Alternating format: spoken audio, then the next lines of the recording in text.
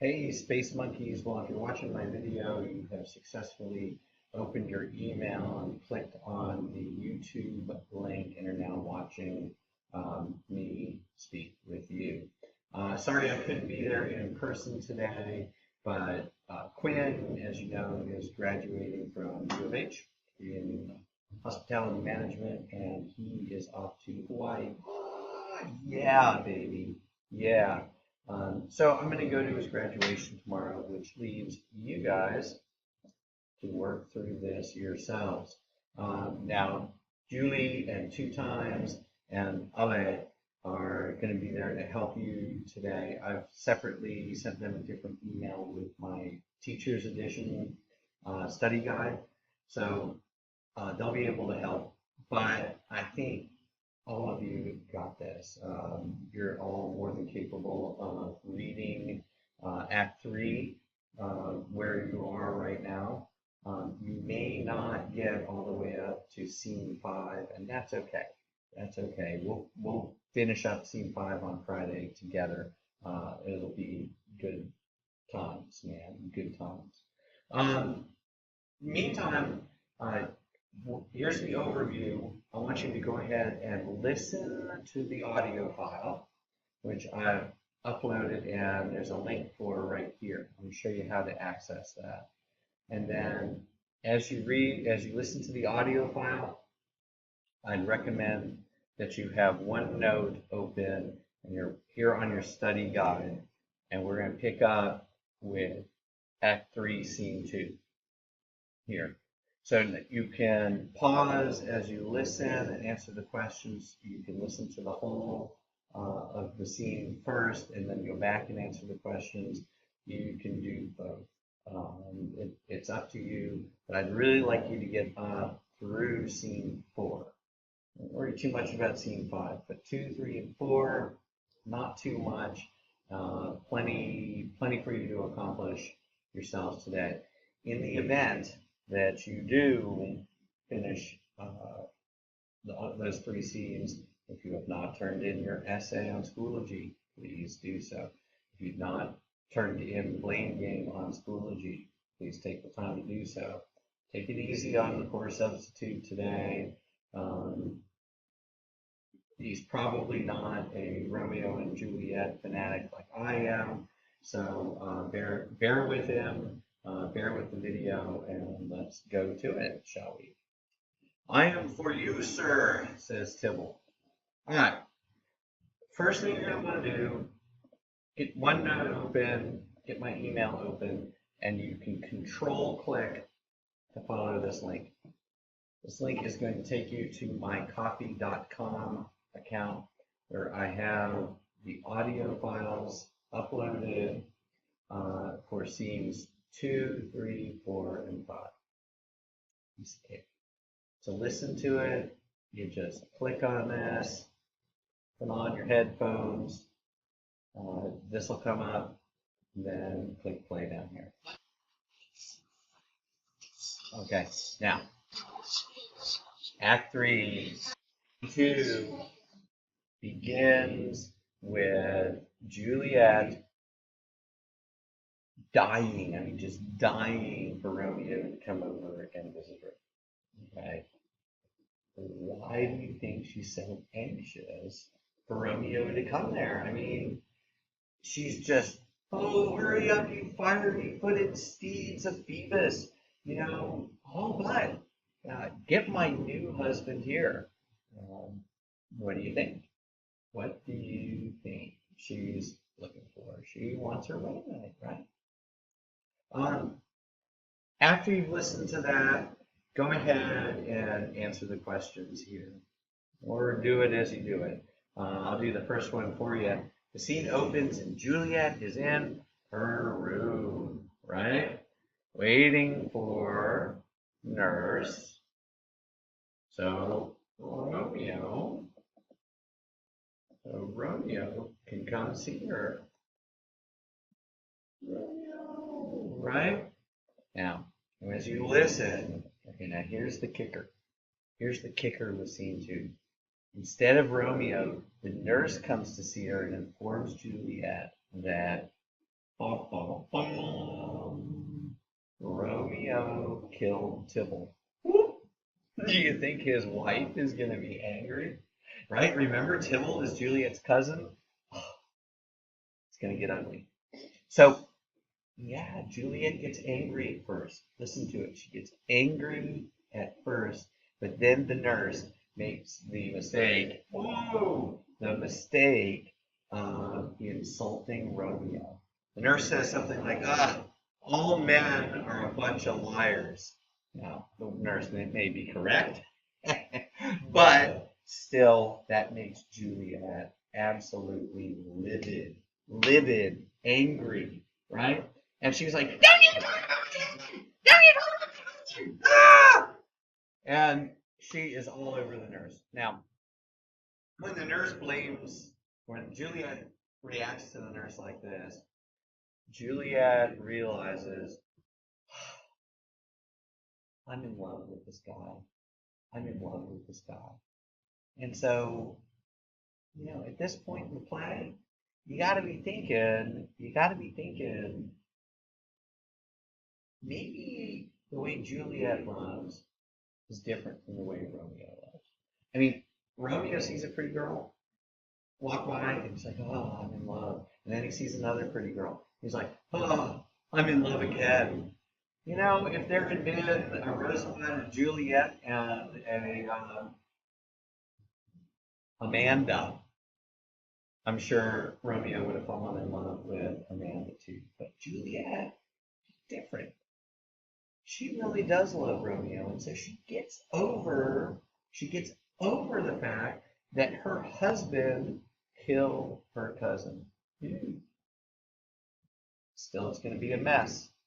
Now, Juliet's still upset because she can't see her husband Romeo, right? I mean, now how's he going to get there? He's been exiled. He's been banished from fair Verona.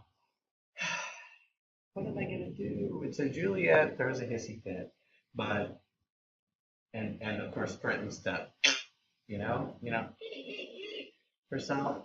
But to calm her down, the nurse offers to go get Romeo and bring Romeo to Juliet so they can have their long-awaited wedding night. It's going to get steamy. But again, remember, we're dealing with Shakespeare Act 3. And that's where todos goes locos. You know what I mean? All right, guys. Go ahead and listen to the scene, answer the questions. I'm not going to be as detailed for scenes 3 and 4 with my discussion. I'm going to let you discover it yourselves. But I am going to talk just a little bit about scene 3 because I think it's like the whiniest scene Shakespeare ever wrote. And whiny, you know what whiny means? Whiny, like, it's like what my teenage kids, no offense, it's what my teenage kids did all the time. Daddy, I don't want to work. Why are you waking me up? It's only noon. I just want to sleep some more. Right? Oh my gosh. Now, Romeo, at the beginning of scene 3, when I get back on Friday, we're gonna watch the movie. Now the Zeffirelli version of Act 3, Scene 3 is really pretty good. It's the one scene that I actually think is better than the DiCaprio version, just because Romeo here. Okay, picture this. He acts like you would act if somebody took your cell phone away. Yeah! Picture that, okay? Somebody takes your cell phone and you're like, oh my God, there is no world without my cell phone, but purgatory, torture, hell itself, banish it from the world.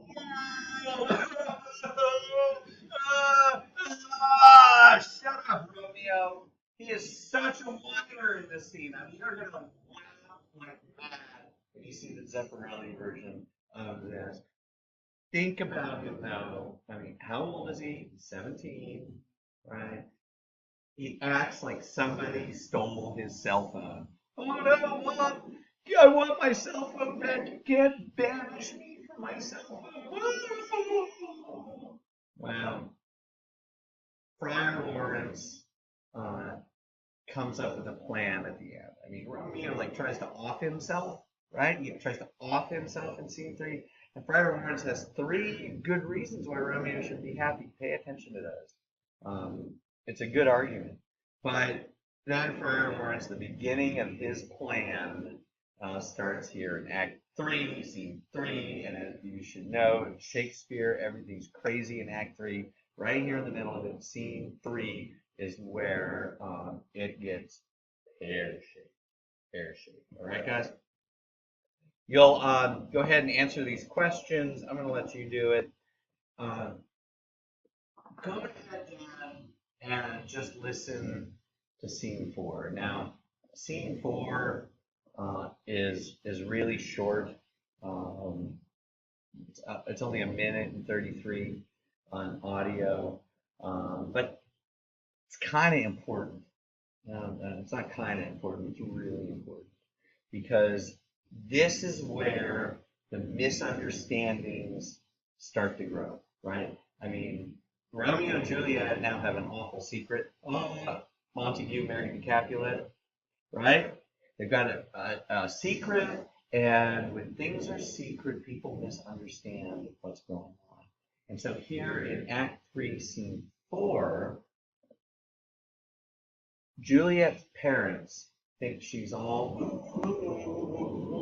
sad because of Tybalt. Little do they know, she's just sad because Romeo has been banished from Verona. And so, old man Capulet, he does something to try to cheer his daughter up. So, pay attention to what old man Capulet thinks will lift Juliet's spirits. Little does he know that it makes it worse. I mean, stop there a second. Stop there. Reflect on this. Now, have you ever been feeling really bad and then your friends do something for you and it really just makes you feel worse? You know, and they have good intentions. They wanted to cheer you up or whatever. You know, say you're, pining over this girl Rosaline, and your buddy Ben Bowling comes and says, "Hey, let's go crash the Capulet's party and giving liberty unto thine eyes, examine other beauties." Well, that worked out well for Romeo, and maybe not, since you all know what's going to happen. But you see what I'm saying? Like, old man Capulet, he thinks he's going to cheer his daughter up, but in fact, makes the whole thing a whole heck of a lot worse. So, go ahead and do your best there on Scene 4. It's really interesting. Now,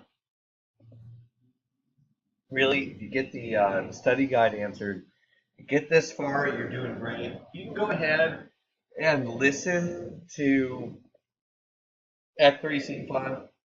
You can listen to it. Does get a little confusing. And I really don't want to elucidate on that a key, but go ahead and listen to it, read along, okay, and see how it goes. Now, do remember, as you are listening to these audio files, make sure you're reading along in OneNote. Like,